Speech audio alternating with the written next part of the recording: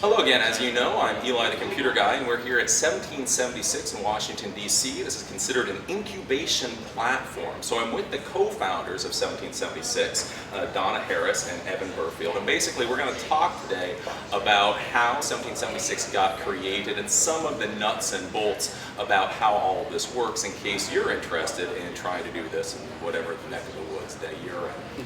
So basically, what exactly is 1776? When you talk about an incubation platform, what does that mean?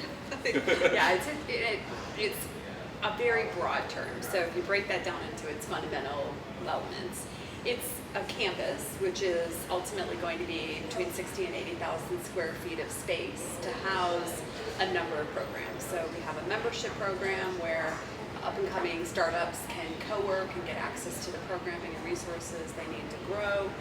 We have an incubation program where we actually take a proactive role in guiding the growth of those companies. We have an accelerator that really doubles that investment in those companies and helps them accelerate their revenue. We have a school, we have an events and media business. So when we say platform, we truly mean platform. It's really trying to bring together into one place kind of all the raw materials that you need to build a startup. And in our case in 1776, we're really focused on entrepreneurs and founders that want to be doing that while tackling these kind of really cool challenges in education, healthcare, energy efficiency, smart cities. Like we sort of talk about entrepreneurs that are trying to tackle the really meaningful challenges of the world right now. Well, especially since we're 4 blocks from the White House. We're in the heart of DC, so we have a bit of domain expertise in this community in those industries. So then why did you guys create 1776? A lot of people have a lot of different reasons. Is it business? Is it for personal interest? We're just bored, Yeah. sitting around, Nothing nothing better to to do. do, figuring, We're 100 hours a week, that's fine. Yeah. Well, I guess we started working together through Start America, right? Yeah, so I was with Start America, and the role that I played there was helping to organize entrepreneurs on the ground within communities across the country to play a leadership role in making their own communities better places for startups. Washington, D.C. is my home community, and Evan is a serial successful entrepreneur that I tapped to say, help us make this happen within the Washington, D.C. region. And I think probably from the second time we got together, we just kept coming back to this idea of the incredible assets that Washington, D.C. has. And yet when you sit and you ask members of Congress and people on Embassy Row and all the corporate executives that fly in and out of the city, if they engage in the local ecosystem, their answer was always, what ecosystem? Right? So we began to think about what could happen if we could actually make those connections real for startups. And it gets very exciting when we start to think about what becomes possible by that. And a lot of our view was that, like, DC's ambitions shouldn't be how do we grow, our own nice startup community. DC's ambitions should be how do we become a real hub or an epicenter globally for startups that are reinventing the way we educate our kids, or startups that are figuring out how we deliver healthcare in a more cost-effective, scalable manner. Like, there are these unbelievable resources. They're right here. They're untapped, and that was for us the most exciting thing I think we could imagine doing with the next 10 years of our lives. So I know one of the questions that came up, and especially for anybody creating these types of things in their cities, is basically the federal or local support. And I understand that DC gave or granted $200,000 for this. So one of the questions is, was that absolutely vital? Would this have died without it, or is it nice? Like, oh, I bought those things. Well, I didn't buy those things. No, I mean, so first of all, the grant from the city was a one-time grant, so it's not a financial piece of our business model that we're relying on an ongoing basis, and I think both parties felt that was really important. We didn't want to be beholden over the long term, and the city wanted to make a one-time investment that could be leveraged by other funding. So that capital was used to help secure the facility and to really kick the project off. And we've since been able to lever that investment up probably 10x. And so it really became a good foundational investment for this to be able to get through. So, we approached the city with, essentially a package. We said, look, here's a variety of very marquee corporate partners that are ready to kind of get on board with this. Here's a whole bunch of the top startups in DC that are ready to get on board with this. Here's our network of strategic advisors around the world. And the challenge was sort of, we had like all the pieces necessary to achieve critical mass and kind of, get liftoff, but everyone was sort of waiting for someone to go first. And so the conversation with the city was, if you go first, then you can sort of set off this chain reaction and great things will happen for the city.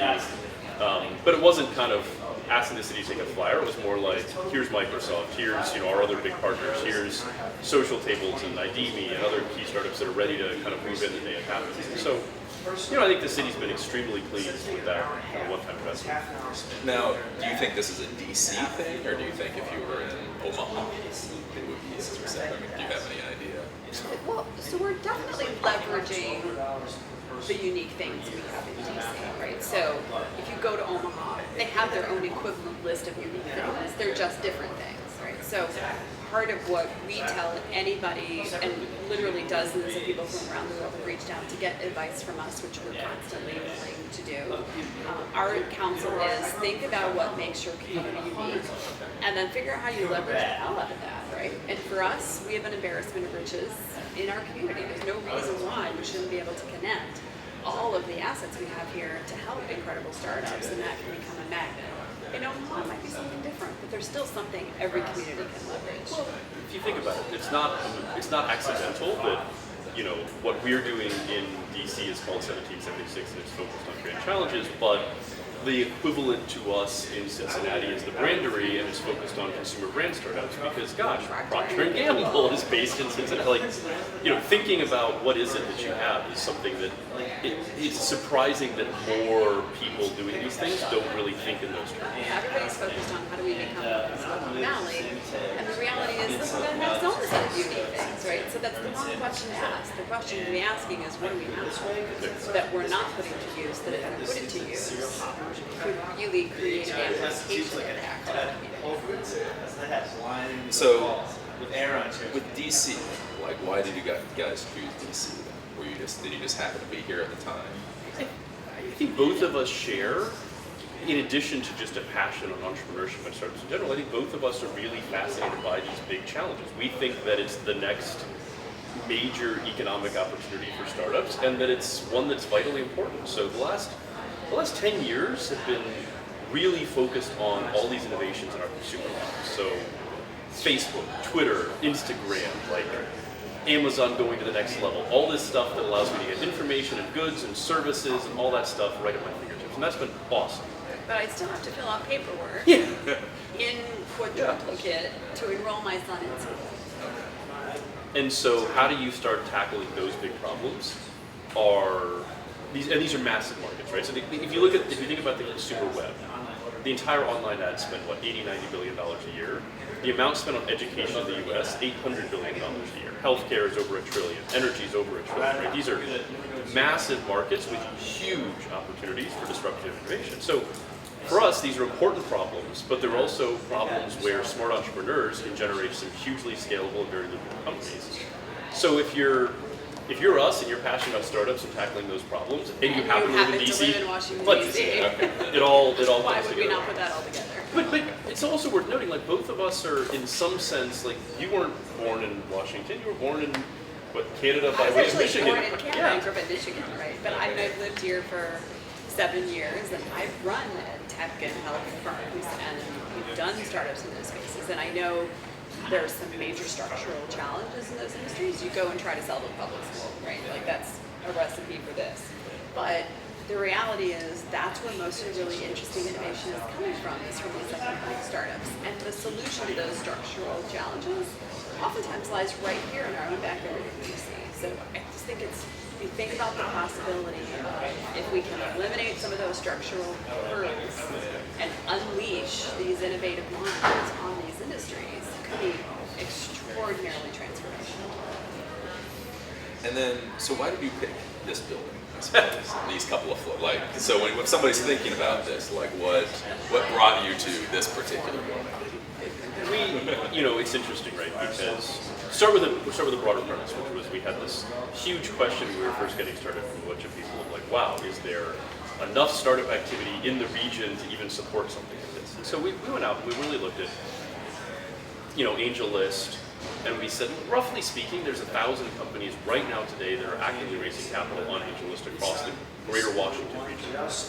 Half of those are raising capital in DC proper, right? Roughly a quarter in Virginia, roughly a quarter in Maryland. And of those, if you heat map it out, it's unbelievably dense from basically DuPont Circle looping down past the Verizon Center with a little out to the H3 corridor, right? So, and if you look at where the majority of the capital went in the last 12 to 24 months, it's the 20005. yeah.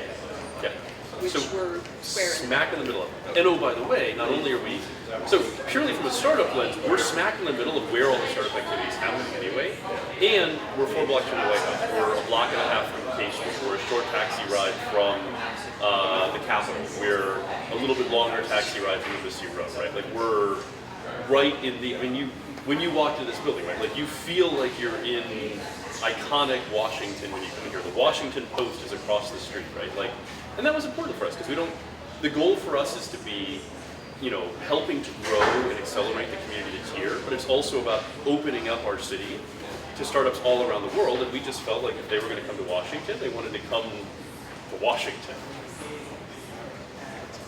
So then the question then is, so who are you guys? Like, what is your background that kind of brings you here? So I'll start. So I'm a serial entrepreneur. So I did the big corporate thing when I first started my career. Worked for EDS, worked for Oracle for a number of years. So got my programming credentials there. But I've done 2 ed tech startups, a health IT startup, and then I moved to Washington D.C. to be one of the top executives at a government relations and public affairs firm. And then I was managing director of the Startup America Partnership for almost 2 years, for 17. Born and raised in the Washington region, out in Northern Virginia, Falls Church. Ironically enough, where you now live. Went to a American high school in Northern Virginia, learned to code and work with computers. And when I graduated, decided not to go to college. Ended up raising $1 million in angel capital when I was 19 and starting a enterprise software company in financial services, actually, which is another regulated, complex industry where, in a certain sense, the entire market opportunity that we were solving existed only because you have really, really complex laws around estate and taxation and investment allocation, all this kind of stuff. And so built that until 2002, sold that, and ended up kind of moving to England, went to Oxford for 3 years, studied philosophy, politics, economics, worked in private equity, and then ultimately around 2006, 2007, really wanted to sort of, again, sit at the junction of technology, innovation, startup-y stuff, and public policy. So moved back to Washington, this time to DC proper. So I have the tremendous benefit of living, 5 blocks from the campus and a nice short walk. And then built a startup that was doing a lot of the kind of Gov 2.0 implementation for the Obama administration, so projects like recovery.gov, localdata.gov, stuff like that. And then sold that about 2 years ago, which is when Donna recruited me to get involved in the Startup America movement. So is there anything specific that makes you feel like competent to create an incubator? I mean, you have lots of experience, but is there anything specific to creating something like this? Or is it? It's, the first thing that you have to have, I think, to do something like this, or the thing that we've found most advantageous is, on the one hand, a real broad perspective on what's happening out there. So we had spent a lot of time not just studying Washington, but looking at what New York was doing well, and what Chicago was doing well, and what Austin was doing well, and what all these other cities were doing. So it gave us a real perspective on business models, what was actually getting traction, what was helping, what wasn't helping. The other thing was, I think both of us are just really well-networked people with very diverse networks. So, across the two of us, we're deeply connected here into the grassroots startup community in Washington, but we're also deeply connected into the network of leaders across the country that are building startup ecosystems. We have connections into the K Street world that are pretty deep. We have connections into the corporate world that are pretty deep. happen to both have a lot of experience globally and internationally. Like, so when you look at a lot of the dimensions that we're doing, it's relatively easy for us to pull resources in because we already have credibility and connections. Yeah, and there's a great network of people that we can reach out to say, here's our initial slate of thinking. React to this, give us your input, and we can get that input from a number of lenses. Then that has helped us do a lot of refining on what it is we're doing in our business. It's very much evolved from the original. But what's complicated, right, is I don't think like any one background would make you ideally suited to do this. Because if you understand, like, there's a whole component to our core economic model that really does involve real estate. It's the least interesting, but from a risk management standpoint, probably the most important. There's a whole part that's really building a media company. There's really an actual incubation education, like classes, and Donna talks a lot about the Montessori approach. I talk a lot about the Oxford approach because they're both self-directed learning philosophies. There's a whole investment venture component, and so I think having a broad set of experiences where you've been exposed to lots of those different types of things before really is essential, because if you were only a media person or only a venture person, we're not taking a cookie cutter approach, right? Like, we haven't looked at another community and said, here's what they're doing, let's go do exactly that, right? We've gone to all of the communities and said, let's study what they're doing, and then let's come back and assemble the thing that makes the most sense for us. So then, with all that, like, how long did it take to actually launch, like, 1776? Well, we've been planning, we had been in the planning stages for just about a year when we actually opened the campus. Was that like from the initial, hey, let's do this? Or like, was it like, hey, this might be cute? I think conversations that made it clear that a little bit more substantive, like, yeah, hey, we should actually do something rather than like just talk about this, right? From that conversation forward, it was about a year. And we signed the lease here in January of this year and opened in April, so pretty short term on the actual development of the campus itself. And throughout this year, we've been rolling out the parts of our strategy. So you'll see a series of announcements from us right after Labor Day, some of the additional pieces of our business model. So then, can I ask you, like how much does it take to create, like, to get this off the ground? Just ballpark figure. I mean, the total capital cost necessary, if you just talk about the campus itself, it's on the order of, including the letter of credit to the city plus the build out cost, the order of what $500,000 roughly. In terms of... But to be clear, that also then comes with a pretty big monthly to cover, right? DC real estate is not inexpensive. So the economics are the upfront cost plus the ability to cash flow the space itself. And I think that becomes a challenge in most communities is how do you do that? Because the real estate oftentimes requires personal guarantees, big deposits, landlords don't like to take risks on operating businesses to the degree of who's actually going to sign this lease, have a track record conversation, and that ends up keeping spaces from moving forward in a number of communities. So we were able to get around that both through some of the creative vehicles that we've used. I've had a lot of help from the building owner and their flexibility in approaching this. But it's all told, it's a multi-million-dollar commitment. Yeah, I mean, our operating budget just for the kind of campus we do is on the order of but again, I think we, in thinking through the real estate components of this, we benefited greatly. Joan Kling LaSalle were really, really actively involved advisors to us and supporters. And then, as Donna... We learned a lot from the 1871 folks in Chicago, which they run a really great campus in the merchandise market. And they had gone through the process maybe 18 months before us, so we came right along behind them and said, what'd you learn? What'd you do differently? What can we steal, beg, borrow from you to make our lives easier? Which is why we were able to move fairly quickly. And I think, to be fair, we had a number of sort of finalists we were looking at for the space, but it helps that the building owner here is Clark. They're ultimately owned by a single family that has deep roots in Washington. They're able to take a longer term perspective and sort of understand that it can be good from them from a real estate standpoint, while also being good for them from an overall growth in the community standpoint. So, a number of things came together well to make it probably more feasible faster than you might think.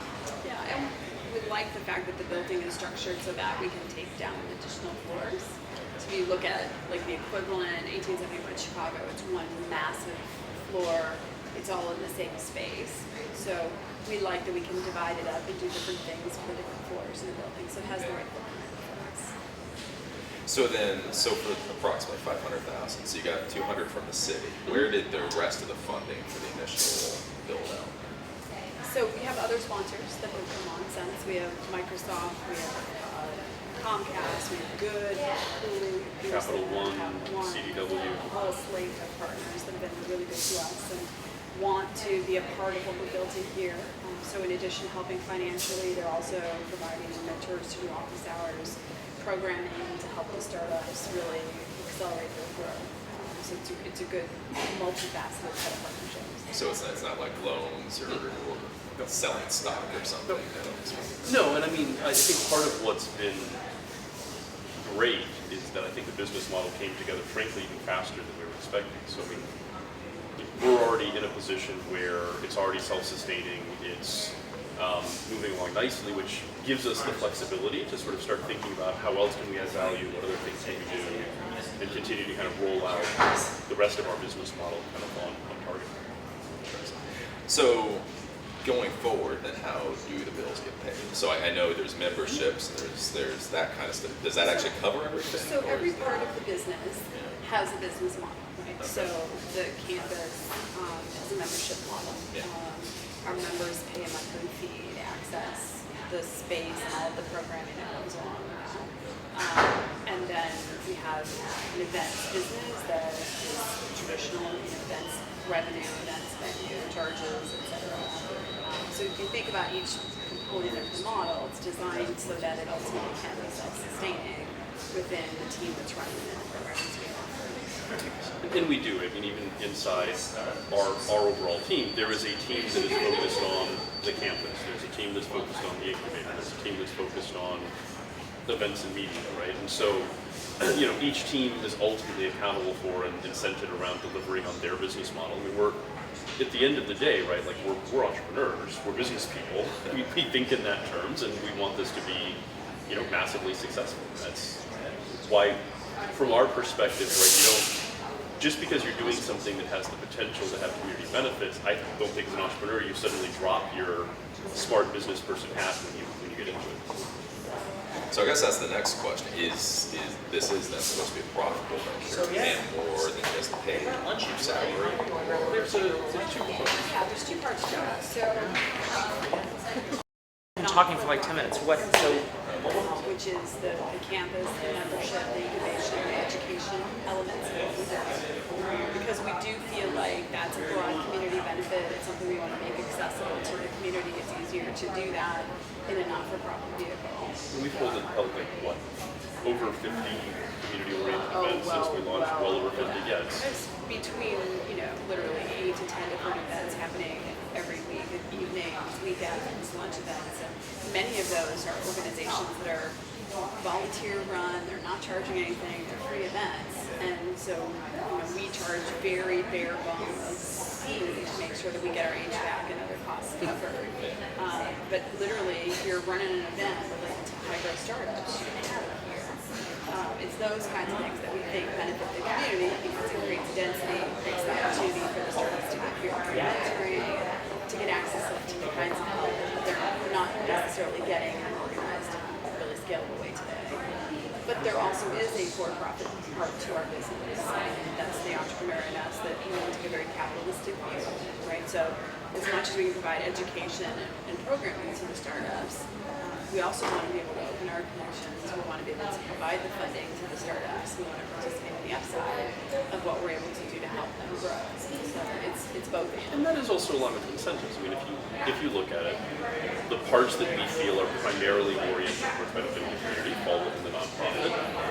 The parts that ultimately involve, getting promising startups the capital they need to grow and scale, we feel like the most successful models that you've seen around that are for-profit, and they align everyone's incentives around everyone benefiting when the best startups are successful. And so they provide a vehicle to be a little more selective, right? So in the campus, it's open to anybody that's running a highly scale product or service company. The incubator is open to anybody that is running one of those businesses that meets the entry criteria. Right? The school is open to anybody that meets the criteria to take the classes. We want it to be open versus the for-profit piece. This is very much we have to pick the best companies and apply resources and all accordingly. And it's easier to do that in the structure. And so when you guys set this up, just if somebody's thinking about this, let's just think an LLC, a C Corp, Delaware, ironically, is it a Delaware C Corp? It's the not-for-profit. The nonprofit components are a DC non-stock corporation. We're going through the process of actually pursuing full nonprofit status for that with the IRS. The for-profit components are, ironically enough, a Delaware LLC, right? Yeah. Now, is there any reason for that? Like when everybody talks about creating Delaware, to just everybody create Delaware? It's really fast. Yeah, it's fast, it's easy, it's standardized, particularly when you have any sort of capital raising element involved in your business. Delaware tends to be the gold standard. So how I've heard some of your numbers, they seem like insane. So how big are you trying to get? So how big is this now? Like with how many employees and how much square footage, and then how big do you plan to make this? So we have access to 5 floors in the building. So we built out one of the 5, which is the floor we're sitting on now. Yeah. It's 15,000 square feet. We just pulled the trigger to build out the second floor, which is a little bigger. That's 18,000 square feet. So by the fall, we'll be at 35,000 feet. And then we have the ability to take down additional space to get us up to about 80,000 square feet. And in terms of what's happening in that, so right now today, in terms of membership, there's about 145, 150 startups that are members, which translates into just around 300 people that have access to the space from a working standpoint. So that's, some of the startups, for example, WeGoWise, I think has 15, 20 people total, mostly in Boston. They've got a small team here with one of their co-founders. Other companies like Collateral Knowledge has around 20 people fully based here in the campus and working from here. But most of our members are kind of 1 to 3 person early stage startups. And we've seen well over, I think it's 450 individual applications. From startups, startups. Yeah, 450 companies. And we continue to see a good flow every week of companies, and we accept on a weekly basis. So anybody who's interested in being a member can apply at any point. And the 8th floor will help us expand the ability not only to have more space for our students to work, but that's where we'll house the school and a number of the other programs that we're delivering that require classroom time. And also, on the 8th floor, we'll have a little bit different space configuration for some of the more established startups. So startups that are, want some open plan, but also 1 or 2 offices will have that option available to them. And so, the goal is to make sure that as we build out all of the different kind of real estate that's available to us over time, that we continue to think about what is it that our startups really need and how are they growing. And accommodate the entire staff, right? So if you're at the entrepreneurial curious stage, you can come to the events and the programming that are happening on campus through the various partners who are hosting events. You can join it as a nights and weekends member if you're still an employee of government contractor in certain names, and when you start at night. And then when you pull the trigger and you actually incorporate and get going, you can move to unreserved or reserved member, and then you can grow until you get into the 20 or 30 range where you have the visibility to business to determine, is this going to go, and am I comfortable enough signing an independent lease and beginning to move out on my own. But ultimately, the alumni element will allow you to still have a membership here and participating in programming, even when you do move on your own. And I think we'll have our first, startup really graduate out probably later in the fall. So I think, Social Table's just close to the ground. They're already at 22, 23 people. I mean, they're growing at like 3 people a month. And And that's when you sort of go, okay, Getting ready. you've got the capital base, you've got the revenue base. Maybe get out of the Yeah. nest. And we'll probably throw a graduation party for it. That's right, Like, have an exit hey, success. But in terms, you asked about staff, I think, totally about a 10, 12 person staff right now. And that'll, we're like any entrepreneurs, we like to be as lean as we possibly can, compatible with. We got a whole lot of ambitious things we're trying to get done. So when you were building all this out and doing all this, what was easier than you expected? Like, what did you think was going to be, this is going to be horrible? And then you went, oh, I love it. Well, I don't know that we thought anything would be horrible, but I will say one of our hypotheses was that we believed there was enough startups in the community to justify the footprint that we were taking down in the space. But it's always one of those things where you push the go button and you're like, we've sent out the party invitations, will anybody come through the thing? And we had a mind-boggling Stunning response. We've been shocked at how quickly we got to the place where we were starting to look at what's the wait list procedure and how do we handle that, because we filled up far faster. 250 startups applied before we had even opened the doors. It was just unbelievable. And the same thing happens when we throw one of our signature events, right? We about once every month to 2 months we host a major event that's around our vision and our strategy, right? So we held Reboot Education. We did a Star Stripes and Startups event on the 4th of July. To announce the challenge. Right. We're getting ready to do another big announcement the 9th. And so we've been shocked at how quickly those events fill up. And we have 500, 600, 700 people on our wait list for these events. Right? Like that's been incredible. You fill up a 600-person event with an 800-person wait list, you're like, there's a lot of demand out there. Which just, I think for us confirms the hypothesis that the community itself has enough activity, there's enough going on, that literally all we're doing is shining a spotlight on it, right? We're giving visibility to the activity that's happening. In terms of what's been harder than we expected, I wouldn't say it's harder. Where we spend a lot of our time really doing the deep think and focusing and thinking through is really just continuing to refine every day, like what's the right mix of support we can provide to startups, how do we leverage the mentors in the right way, how do we help assess the startups themselves. How prescriptive should we be versus setting a giant buffet and trusting people to know what to eat, how much, right? Some people gorge themselves, and then some people never visit the buffet. So and it's always the wrong end of the spectrum. And we've probably, we keep moving towards, particularly for the earlier stage companies, probably a more and more prescriptive approach, because what we've tended to find is the more that we can help them provide structure, the more they tend to respond to that. Whereas the later stage companies, it's almost like they know what they're doing. Like there, it's just here's the buffet, go eat, have as much as you want. You know what to eat. If you want something else, it's not on there. Yeah. We're serving shrimp today. If you want prime rib, we'll try to get that on the menu for tomorrow. So then going forward, so that's up to now. So going forward, what do you figure are going to be the easiest things and the hardest things? It sounds like finding more members. I think the easiest stuff. I'll throw out my hypothesis, right? We're moving more and more into trying to share content so that people anywhere in the world can kind of benefit from a lot of the insights that go on here at the campus. A really simple example, we had a phenomenal roundtable late last week when the director of innovation for Aetna came in and met with some of our healthcare startups to talk about how payers right now view sort of the changing landscape in healthcare and what are some of the challenges they need solved by startups and how startups should engage with them. Like really, really great stuff for the 8 people around the table.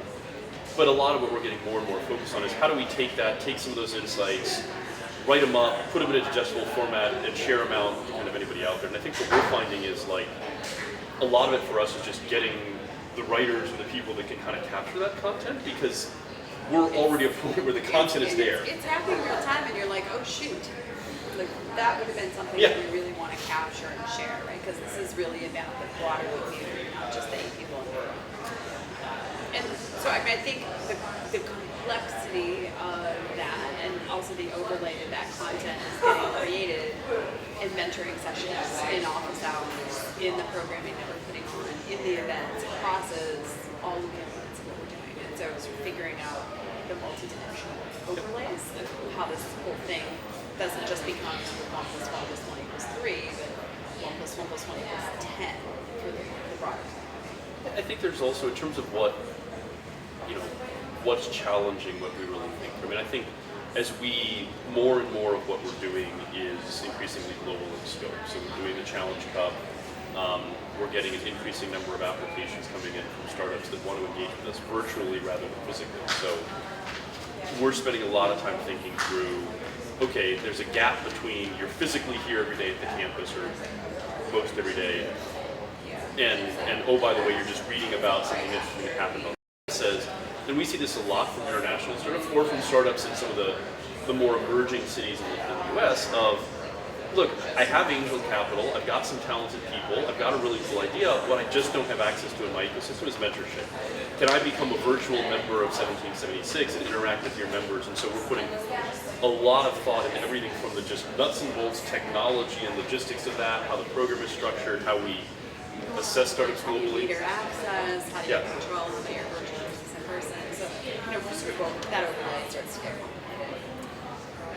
So if somebody's heard all this and say, hey, I want to become a member here, so you keep talking about the application process, and obviously lots of apply. What are you, other than cash, like what does somebody need to come here with? Well, the first thing I always recommend to people is like a startup that has a really well-structured, well-thought-through AngelList profile where they're already keeping it up to date and coherent, and there's very little we're going to ask for that isn't already contained in that process. And I think you'll see us moving more and more towards just leveraging that information directly. So that's angellist.com. Angel.co. Yeah. I mean, I would suggest that they go through that process and get that profile set up. The application right now is on our website. There's a link, so if anybody wants to apply, just go to the website, click that link, and you're off to the races. That will morph over time to look more like some of the stuff that AngelList is asking.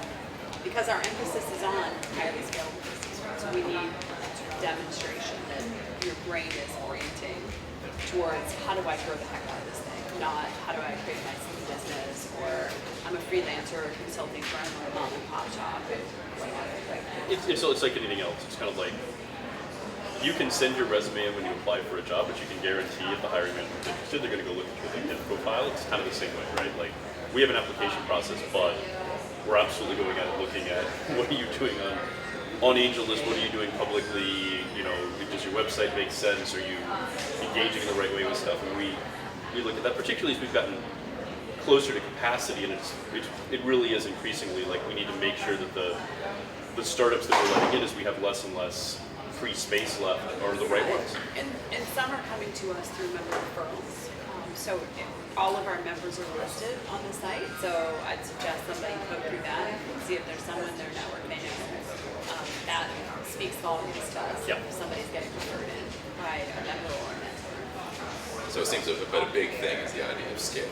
So like somebody like me who only plans out a few employees. Yeah, that's... Yeah, I will say though, it's been interesting to sort of watch, the market learn a little bit. So when we first opened, like we had a lot of applications from, cool businesses, but just not-for-profit. Yeah. Whereas now it's pretty rare that we don't get an application that's pretty squarely in the high-scale business model, space. And then for us, it's really a one of do they seem credible? Are they going to fit what we're doing culturally? Are they going through a lean methodology? Are they in the industries that we find most interesting? It's like anything else. We want to accept startups that are going to be successful going through our program as well. Well, thank you for your time. This was great. This is fun. So, again, this was Donna Harris and Evan Burfield over here at 1776. So you learned a little bit more about this operation and how it came to be and how you might think about trying to create this in your area. As you know, I'm Eli the Computer Guy, and I'll see you at the next bit.